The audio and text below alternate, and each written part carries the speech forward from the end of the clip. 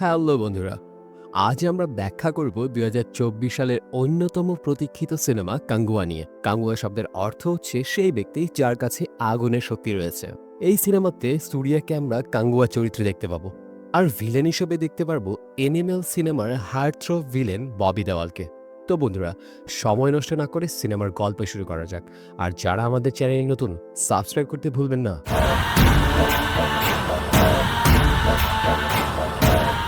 সিনেমার শুরুতে আমরা একটা রাশিয়ান প্রাইভেট ল্যাব দেখি, যেখানে শিশুদের উপর কিছু পরীক্ষার কাজ চলছে। তাদের বোন মেরু এবং নার্ভ সিস্টেমের উপর রিভার্স ইঞ্জিনিয়ারিংয়ের মাধ্যমে পরীক্ষা করা হচ্ছে। বর্তমান সময়ের প্রযুক্তি অনেক উন্নত, এবং এই পরীক্ষার সময় শিশুদের প্রচণ্ড কষ্ট হচ্ছে। এদের মধ্যে একজন শিশু তখন ল্যাব থেকে পালিয়ে যায়। রাশিয়ান সৈন্যরা সেই শিশুটির পেছনে ধাওয়া করতে শুরু করে। তারপরে আমরা গোয়াতে ফ্রান্সিস নামের একজন চরিত্রকে দেখতে পাই। সে একজন বাউন্টি হান্টার হিসেবে কাজ করে, বড় বড় গ্যাংস্টার ও ডনদের ধরার কাজ করে। গোয়া পুলিশ কমিশনার তাদের দিয়ে এসব কাজই করায়। কমিশনার ফ্রান্সিসকে ডিসুজাকে ধরার দায়িত্ব দেয়। ফ্রান্সিস শুধুমাত্র টাকার জন্য এসব কাজ করে, তার মধ্যে কোনো ইমোশনস নেই। সে ডিসুজাকে ধরতে সক্ষম হয়, কিন্তু যখন তাকে ধরতে যায় তখন সেই পালিয়ে যাওয়া শিশুটির সঙ্গে ফ্রান্সিসের দেখা হয়। শিশুটির দিকে তাকিয়ে ফ্রান্সিসের কিছু ফ্ল্যাশব্যাকের স্মৃতি জাগে, যা তাকে পূর্বজন্মের সাথে কানেক্টেড করে। ফ্রান্সিস শিশুটিকে ওই জায়গায় ফেলে না রেখে নিজের সঙ্গে নিয়ে আসে। তবে শিশুটিকে আনার পর ডিসুজার লোকজন এবং রাশিয়ান মাফিয়ারা তাদের পেছনে ধাওয়া করে। রাশিয়ান মাফিয়ারা হেলিপ্যাড থেকে এসে এলো পাতারি গুলি চালাতে শুরু করে। গুলির কারণে ফ্রান্সিস আহত হয়, কিন্তু মাফিয়ারা ফ্রান্সিসকে নয়, বরং শিশুটিকে ধরার জন্য এসেছে। ডিসুজাকে বাঁচাতে আসা লোকজন ইতিমধ্যেই গুলিতে মারা গেছে। শিশুটির সঙ্গে এমন কি রহস্য লুকিয়ে রয়েছে তা এখন পর্যন্ত বোঝা যায় না। অবশেষে তারা শিশুটির গলায় একটা বেল্ট লাগিয়ে হেলিকপ্টারের মাধ্যমে তাকে নিয়ে যায়। ফ্রান্সিস অনেক চেষ্টা করেও শিশুটিকে বাঁচাতে পারে না। তারপরে সিনেমার মধ্যে একটা ফ্ল্যাশব্যাক দেখানো হয়। আমরা সরাসরি প্রাচীন সময়ে চলে যাই, যেখানে সমুদ্রের ঝড়ে ভেসে আসা জাহাজের দৃশ্য দেখানো হয়। সেই জাহাজে থাকা এক রোমান রাজা ভারতের একটি অঞ্চলে আসে, যেখানে 5টি দ্বীপ ছিল। সে তার সৈন্যদের জন্য একটা দ্বীপ দখল করতে চেয়েছিল, যাতে তারা সেখানে তাদের শক্তি বৃদ্ধি করতে পারে। এই 5 দ্বীপের মানুষদের বিভিন্ন বৈশিষ্ট্য ছিল। তাদের মধ্যে মুক্কাররত্তাই নামে একটা জনজাতি ছিল, যারা জুড়িবুটি দিয়ে মানুষের চিকিৎসা করত। এরপর আমরা রোমানদের জাহাজে মিয়াসেনকে দেখি, যিনি একজন যাযাবর। তার 5টি গ্রামে যাতায়াত রয়েছে, তবে তিনি শুধুমাত্র টাকার প্রতি আগ্রহী। রোমান রাজা তার সাহায্য নিয়ে একটি গ্রাম দখল করতে চায়, যাতে সেই জনজাতি তাদের অধীনে চলে আসে এবং রোমানদের জন্য বসবাসের উপযোগী হয়। মিয়াসেন বলে, আপনি যে কোনো একটি জনজাতির উপর আঘাত করুন, আমি কৌশলে তাদের ভেঙে দেব, আর এরপর সেই জায়গায় আপনারই শাসন চলবে। তখন রোমান রাজা বলেন যে তিনি পেরুমাচি দখল করতে চান। এরপর মিয়াসেন রুয়াকে ডাকে, যিনি পেরুমাচি গ্রামের একজন বিশেষ ব্যক্তি। রুয়া পেরুমাচির রাজার খুবই ঘনিষ্ঠ এবং রাজা তার উপর সম্পূর্ণ আস্থা রাখে। তবে রুয়া বলে, যতক্ষণ রাজার ছেলে জীবিত ততক্ষণ পেরুমাচিকে আমরা সহজে দখল করতে পারবো না। আমাদের কৌশলে পেরুমাচির সমস্ত শক্তিশালী যোদ্ধাকে টেনে আনতে হবে এবং তাদের ধ্বংস করতে হবে। তারপর রাজার ছেলেকে হত্যা করতে হবে। রুয়া এবং মিয়াসেন একটা পরিকল্পনা তৈরি করে, যেখানে রুয়া বলে যে পেরুমাচির প্রতিটি শিশু একজন যোদ্ধা। তারপর রোমান রাজা বলে, প্রতিটি যোদ্ধার জন্য আমি 2টি সোনার মুদ্রা দিব। তিনি আরো বলেন, তাদের প্রত্যেকের ডান হাত কেটে নিয়ে আসতে হবে প্রমাণ হিসেবে। এই চুক্তি রুয়া এবং মিয়াসেন মেনে নেয়। এরপর তারা পেরুমাচি গ্রামে পৌঁছে যায়। রুয়া তার স্ত্রী এবং ছেলেকেও সঙ্গে নিয়ে যায়। রুয়ার ছেলে তাকে খুব ভালোবাসে এবং যেখানেই সে যায় ছেলেও তার সঙ্গে সঙ্গে যায়। গ্রামে পৌঁছে রুয়া এবং মিয়াসেন রাজ্যের সঙ্গে কূটনৈতিক আলোচনা শুরু করে এবং রাজার বিশ্বাস অর্জন করে। তারা রাজাকে বলে যে রোমান রাজা তাদের কাজ দিয়েছে, যার বিনিময়ে তারা প্রচুর সোনার মুদ্রা এবং খাদ্য পাবে। রাজার এই প্রস্তাব ভালো লাগে এবং তিনি এতে সম্মতি দেয়। এরপর রুয়া 100 জন শক্তিশালী যুবককে নিজের সঙ্গে নিয়ে যায়, যারা জাহাজ নির্মাণে সাহায্য করবে। রুয়া তার স্ত্রী ও সন্তানদের বলে, পথে একটা মৃত কুকুর পড়ে আছে, তোমরা একটিকে দাফন করো, আমি একটু পরেই ফিরে আসবো। কিন্তু রুয়া যেসব যুবককে সঙ্গে নিয়ে যায় তাদের সবাইকে সে হত্যা করে। প্রতিটি যোদ্ধাকে হত্যা করার পর রুয়া তাদের ডান হাত কেটে নিয়ে যায় এবং নদীতে ফেলে দেয়। রোমান রাজা তা দেখে বিশ্বাস করে যে পরিকল্পনা কাজ করছে। এভাবে ধীরে ধীরে রুয়া বুঝতে পারে যে তার পরিকল্পনা সফল হচ্ছে এবং পেরুমাচির লোকদের সহজেই দখলে আনা সম্ভব। পেরুমাচির জনজাতি তার বিরুদ্ধে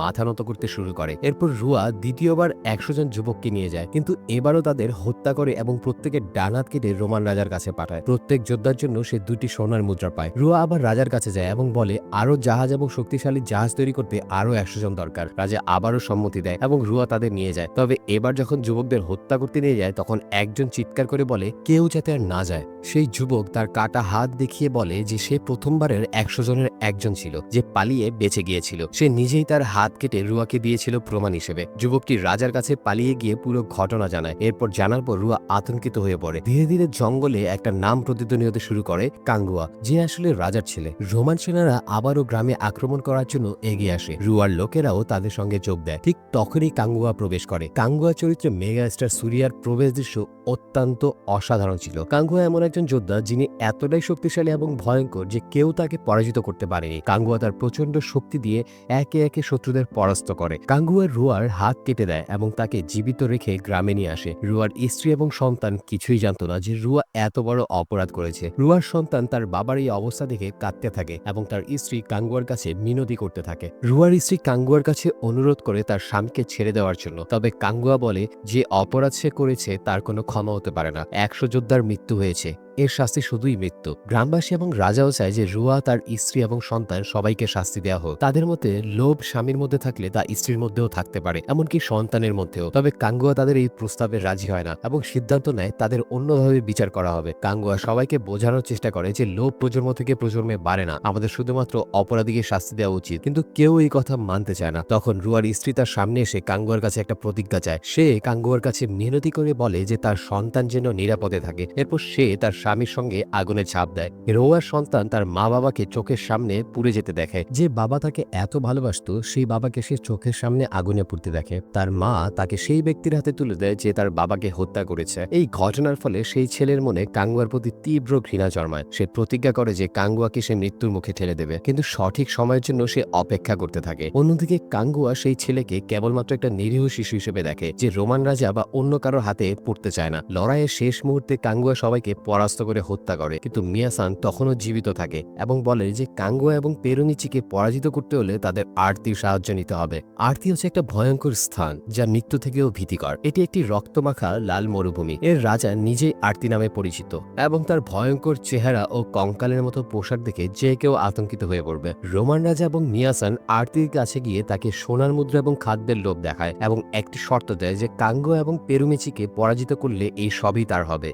আরতি এই প্রস্তাব গ্রহণ করে কারণ তার শুধু রক্ত আর অর্থ দরকার। আর্থিক সম্প্রদায় এবং পেরুমিচি সম্প্রদায়ের মধ্যে অনেক বছর ধরে শত্রুতা চলছে। আরতি নিজে না গিয়ে তার 2 সাহসী যোদ্ধাকে কাঙ্গুয়া এবং তার লোকদের হত্যা করতে পাঠায়। আরতির ছেলেরা কাঙ্গুয়ার কিছু লোককে হত্যা করে, কিন্তু তারা কাঙ্গুয়াকে মারতে ব্যর্থ হয়। কাঙ্গুয়া তাদের দুজনকে হত্যা করে। এই সুযোগে রুয়ার ছেলেও কাঙ্গুয়ার উপর আক্রমণ করে। কাঙ্গুয়া বুঝতে পারে যে তার মনে কি রয়েছে। কাঙ্গুয়া তাকে ছোটবেলা থেকে সন্তানের মতো বড় করছে, অস্ত্র ব্যবহারে দক্ষ করে তুলেছে এবং সঠিক শিক্ষা দিয়েছে। তবে এইসবের প্রতিদানে সে এই ঘৃণা পেয়েছে। তবুও কাঙ্গুয়া তার প্রতি রাগান্বিত হয় না। সে তাকে বোঝায় এবং প্রতিজ্ঞা করে নেয় যে আরতির লোকেরা আক্রমণ করেছে এবং পেরিমিচির লোকেদের রক্ষা করা তাদের দায়িত্ব। কাঙ্গুয়া বলে, এই মুহূর্তে মানুষের আমাকে প্রয়োজন। আমাদের আরতি এবং রোমানদের থামাতে হবে। তুমি আমাকে নিশ্চয়ই হত্যা করবে, কিন্তু তার আগে আমাদের তাদের বিরুদ্ধে লড়াই করতে হবে। আমি তোমাকে এই প্রতিশ্রুতি দিচ্ছি যে আমার মৃত্যু তোমার হাতেই হবে। গেরুয়া সন্তান এই শর্তে সম্মত হয় কারণ সে প্রতিশোধ চাইছিল। পরে কাঙ্গুয়া তাকে নিজের গোষ্ঠীতে নিয়ে যায়, কিন্তু কাঙ্গুয়ার বাবা সেই ছেলেকে শাস্তি দিতে চায় এবং তাকে মৃত্যুদণ্ড দেওয়ার আদেশ দেয়। কাঙ্গুয়া তার বাবার বিরোধিতা করে বলে, আমি তার মায়ের কাছে প্রতিজ্ঞা করেছি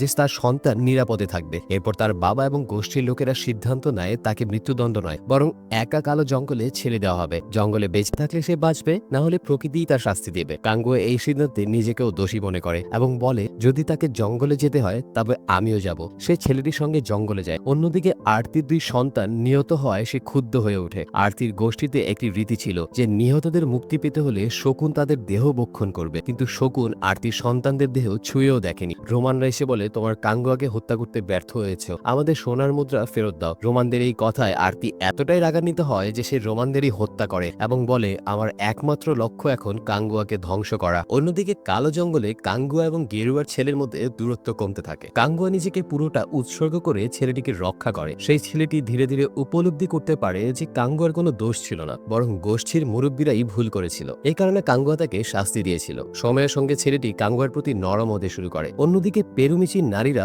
ঔষধ আনতে বরফাচ্ছন্ন জঙ্গলে গেলে আরতির লোকেরা তাদের বন্দি করে এবং বলে যে কাঙ্গুয়া কোথায়। আরতির লোকেরা জানতো কাঙ্গুয়া গোষ্ঠীতে নেই, কিন্তু তারা জানতো না যে কাঙ্গুয়া তার গোষ্ঠীর নারীদের এবং শিশুদের এমনভাবে প্রশিক্ষণ দিয়েছিল যে শত্রু এক হোক বা শত, তাদের মোকাবেলা করার দক্ষতা থাকা উচিত। এই কারণে গোষ্ঠীর প্রতিটা নারী আরতির লোকদের সাহসের সঙ্গে পরাস্ত করে এবং তাদেরকে হত্যা করে। তারপর একের পর এক লোকজনের মৃত্যুতে আরতি দিশেহারা হয়ে যায় এবং সরাসরি কাঙ্গুয়ার গোষ্ঠী নিয়ে হামলা করে। কাঙ্গুয়া তখন কালো জঙ্গলে ছিল এবং গোষ্ঠীর লোকদের রক্ষা করতে পারছিল না। এই পরিস্থিতিতে কাঙ্গুয়ার সামনে একটা বড় চ্যালেঞ্জ হয়ে দাঁড়ায়, কারণ গোষ্ঠী রক্ষা করা এবং প্রতিশোধ নেওয়ার মধ্যে তাকে একটা কঠিন সিদ্ধান্ত নিতে হয়। আরতি এবং তার লোকেরা কাঙ্গুয়ার বাবা অর্থাৎ গোষ্ঠীর রাজাকে হত্যা করে। পেরুমাচির সিংহাসন এখন শূন্য এবং আরতি সেখানে অধিষ্ঠিত হয়। এরপর কাঙ্গুয়াকে যুদ্ধে আহ্বান জানানো হয়। কাঙ্গুয়া যখন তার বাবার মৃত্যুর খবর পায় তখন তার পায়ের নিচ থেকে মাটি সরে দাঁড়ায়, তার চোখে রক্তে ভরে ওঠে এবং সে প্রতিজ্ঞা করে যে আরতির রক্তে সে নিজেকে ধুয়ে ফেলবে। কাঙ্গুয়া পেরুমাচিতে ফিরে আসে এবং আরতির প্রতিটি অনুচরকে নির্মমভাবে হত্যা করে। অবশেষে কাঙ্গুয়া এবং আরতির মুখোমুখি সংঘর্ষ হয়। দুজনেই একে অপরের বিরুদ্ধে রক্ত পিপাসু পশুর মতো লড়াই করে। লড়াইয়ের এক পর্যায়ে আরতি গেরুয়ার ছেলেকে ঢাল হিসেবে ব্যবহার করে কাঙ্গুয়ার বিরুদ্ধে, কিন্তু কাঙ্গুয়া ছেলেটিকে আঘাত করতে পারে না, কারণ সে তার প্রতিজ্ঞা ভঙ্গ করতে চায় না। এই সময় গেরুয়ার ছেলের মনেও কাঙ্গুয়ার জন্য সহানুভূতি জন্মায় এবং সে কাঙ্গুয়াকে বাবা বলে ডাকে। পরিস্থিতি আরো জটিল হয় এবং গেরুয়ার ছেলে নিজের প্রাণ উৎসর্গ করে যাতে কাঙ্গুয়া আরতিতে পরাজিত করতে পারে এবং গোষ্ঠীকে রক্ষা করতে পারে। তার আত্ম থেকে কাঙ্গুয়া যেন এক প্রাণঘাতী অস্ত্রে পরিণত হয়। কাঙ্গুয়া আরতিকে অত্যন্ত নির্মমভাবে হত্যা করে। সে আরতির শরীরের প্রতিটি অংশ টুকরো টুকরো করে এবং তার রক্তে নিজেকে মাখায়। দৃশ্যটা থেকে মনে হয় যে কাঙ্গুয়া যেন এক গণহত্যা চালিয়েছে। অন্যদিকে বর্তমানে ফ্রান্সিস একটি ছেলেকে উদ্ধার করতে চেষ্টা করে। সে ছেলেটিকে খুঁজতে গিয়ে একটা বন্দরের এলাকায় পৌঁছায়। ফ্রান্সিস প্রতিটি কন্টেইনার পরীক্ষা করে এবং কন্টেইনারের ভিতরে ছেলেটিকে একটি ল্যাব পরীক্ষায় বন্দী অবস্থায় দেখতে পায়। ফ্রান্সিস শত্রুদের হত্যা করতে শুরু করে, কিন্তু তখন কন্টেইনারটির উপরে উঠতে থাকে। ফ্রান্সিস লড়াই চালিয়ে যায় এবং অবশেষে ছেলেটিকে উদ্ধার করে। তখন সেই ছেলের অতীতের স্মৃতিগুলো ফ্ল্যাশব্যাকে দেখানো হয়। সে তার পুনর্জন্ম এবং পূর্বজীবনের কথা মনে করতে শুরু করে। জানা যায় সেই ছেলেটি আর কেউ নয় বরং গেরুয়ার ছেলে, যে পুনর্জন্ম নিয়ে আবার এসেছে। অন্যদিকে আরতির মৃত্যুর পর তার গোষ্ঠীতে একটা অদ্ভুত ঘটনা ঘটে। তার ছেলে যে পঙ্গু হয়ে গিয়েছিল, আরতির দাহক্রিয়ার সময় সে সামনে আসে। ঠিক তখনই তার আরেক ছেলে, যে এক দাসী সন্তান, সেখানে উপস্থিত হয়। সেই ছেলে অত্যন্ত রাগান্বিত হয়ে বলে, আমার জীবনের লক্ষ্য এখন কাঙ্গুয়াকে হত্যা করা। বর্তমানে ফ্রান্সিস যখন সেই ছেলেটিকে উদ্ধার করছিল তখন তার ছবি কেউ তুলে নেয় এবং ডেটা বিশ্লেষণে আপলোড করে। সেখানে একজন মানসিকভাবে অস্বাভাবিক ব্যক্তি সেই ছেলেকে কাঙ্গুয়া বলে ডাকে। গল্পের শেষাংশে ছেলের ভেতরে অতিমানবীয় শক্তি প্রকাশ পায়, যে ধাতুর প্রতিটি বস্তুর নিয়ন্ত্রণ করতে পারে। এদিকে ফ্রান্সিস তার বন্ধুর সঙ্গে কথা বলছিল এবং বলছিল যে এই শিশুকে দেখে আমার পুরনো স্মৃতি মনে পড়ছে। সেখানে আমি একজন যোদ্ধা ছিলাম, আমি বুঝতে পারছি না আমার সঙ্গে কি হচ্ছে। এইভাবেই এই সিনেমার সমাপ্তি ঘটে। তবে এখানে অনেক প্রশ্ন দাঁড়ায়। সিনেমার জ্বর নিয়ে আরো কৌতূহল থেকে যায়। এটা একটা সাইফাই অ্যানসেস্টর সিনেমা। এই সিনেমাতে অনেক অমীমাংসিত রহস্য রেখে দেওয়া হয়েছে, যেমন শিশুর মধ্যে এই শক্তি কিভাবে এলো, সেই বিজ্ঞানী কাঙ্গুয়া সম্পর্কে কিভাবে জানলো এবং দীর্ঘ সময় পরে ফ্রান্সিস তার অতীত স্মৃতিগুলো কিভাবে মনে করলো। যাই হোক, সিনেমার পরের সিকুয়েল আসতেছে, এটা কনফার্ম, এবং পরের সিকুয়েলে সুরিয়ার বিরুদ্ধে থাকবে তারই আপন ছোট ভাই। তো বন্ধুরা, এই ছিল আজকের ভিডিওটি যদি ভালো লাগে অবশ্যই লাইক করবেন আর চ্যানেলটি সাবস্ক্রাইব করে পাশে থাকবেন। বন্ধুরা, দেখা হবে নতুন কোনো গল্পে, নতুন কোনো সিনেমায়। ততক্ষণ পর্যন্ত ভালো থাকুন, সুস্থ থাকুন।